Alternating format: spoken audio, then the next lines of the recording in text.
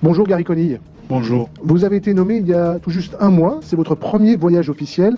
Qu'est-ce que vous êtes venu chercher à Washington? Des appuis financiers, des conseils pour diriger Haïti?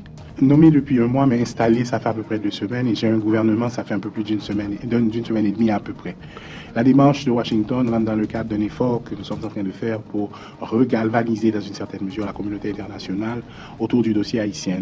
Pour rappeler la situation d'Haïti, où 80% du territoire de la zone métropolitaine est contrôlé par le gang, où la moitié de la population est en insuffisance alimentaire, où nous avons des problèmes qui sont très très sérieux. Donc ça fait partie de la démarche que nous sommes en train d'entreprendre pour nous assurer que la communauté internationale continue à nous accompagner. Vous avez promis que l'État haïtien reprendrait le contrôle des quartiers occupés par les gangs avec l'appui de la mission internationale de soutien à la police nationale haïtienne. Il y a un premier contingent de policiers kényans qui est arrivé la semaine dernière à Port-au-Prince. Combien sont-ils à ce jour sur le sol haïtien?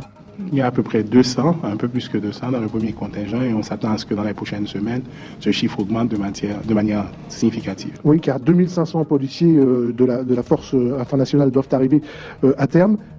Quand est-ce qu'elle sera au complet?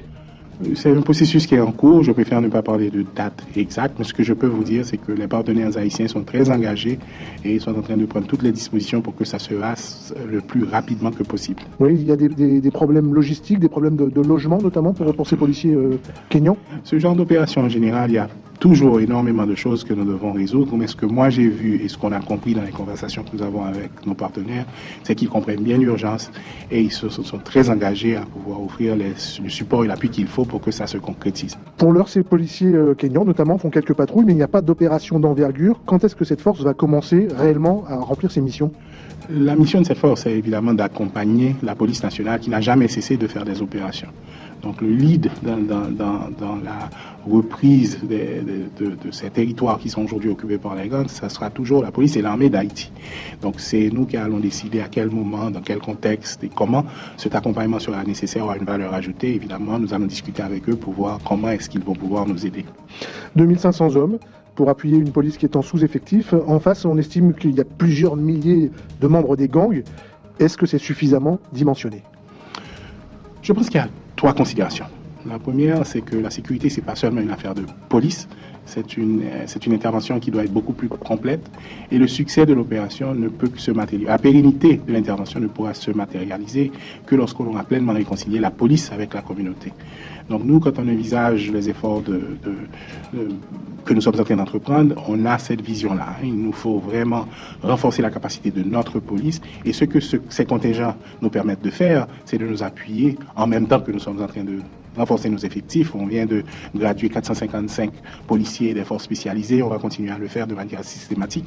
Donc, c'est pas une fin, l'accompagnement de la mission. C'est surtout, si vous voulez, un accompagnement bien spécifique et limité dans le temps, on l'espère, qui nous donne l'espace qu'il nous faut pour renforcer nos propres capacités. Est-ce que cette lenteur relative du déploiement de la mission internationale de soutien, est-ce que cette lenteur permet aux gangs de s'adapter, de voir comment s'adapter à la force qui va leur être opposée, tout simplement?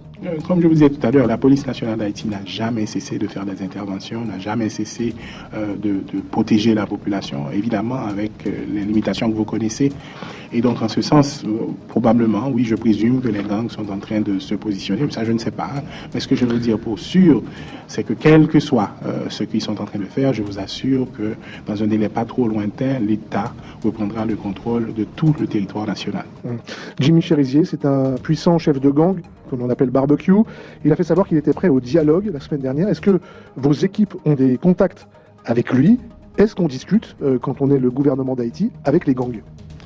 Comme j'ai répondu à cette question il y a déjà quelques semaines, il faut d'abord déposer les armes et reconnaître l'autorité de l'État avant tout dialogue. C'est ça la première démarche. Vous déposez les armes, vous reconnaissez l'autorité de l'État et ensuite on verra. Au-delà de la sécurisation du pays, l'économie, le système de santé sont à terre en Haïti, ils n'existent pratiquement plus. Plus de 5 millions de personnes sont en situation d'insécurité alimentaire. Comment est-ce que votre gouvernement compte répondre à ces urgences?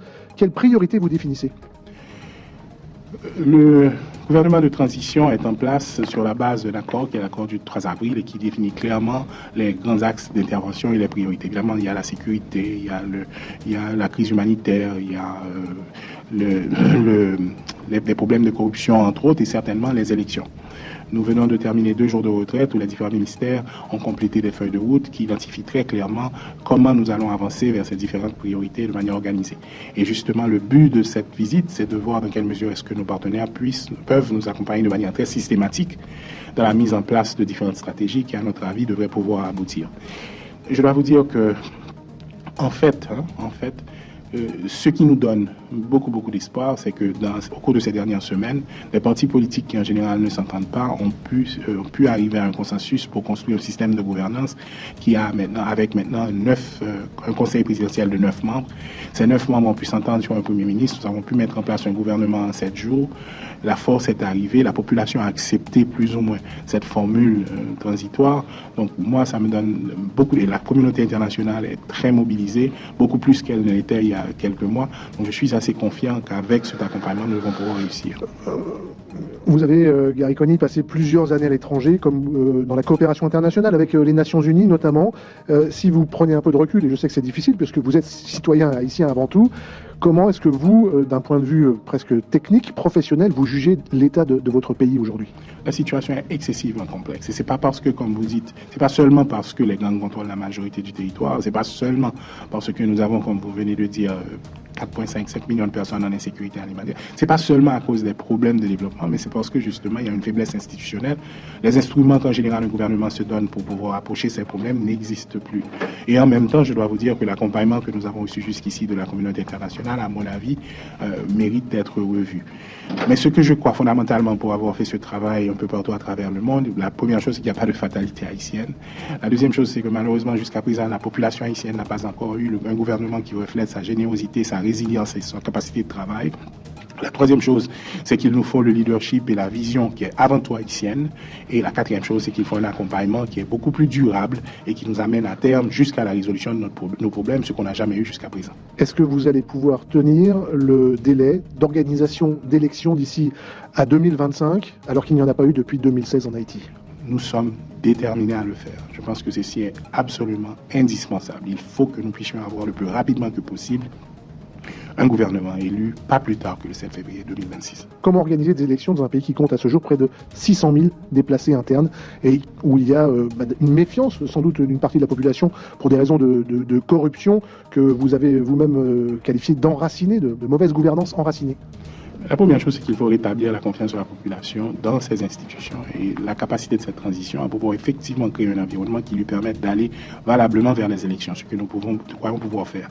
Nous avons pu mobiliser des hommes et des femmes qui sont connus pour leur intégrité, pour leur capacité de travailler, pour leur professionnalisme et pour leurs compétences. Et nous allons continuer à le faire avec le CEP, nous sommes en train de travailler avec le partenaire et nous allons avoir un régime aussi, une conversation constante avec la population, énormément de transparence, on lui dira exactement ce qu'on peut et ce qu'on ne peut pas faire et on espère l'impliquer de manière constante dans ce qu'on est en train de faire et on espère que c'est comme ça qu'on va pouvoir arriver à terme. Gary Coney, merci. Merci à vous.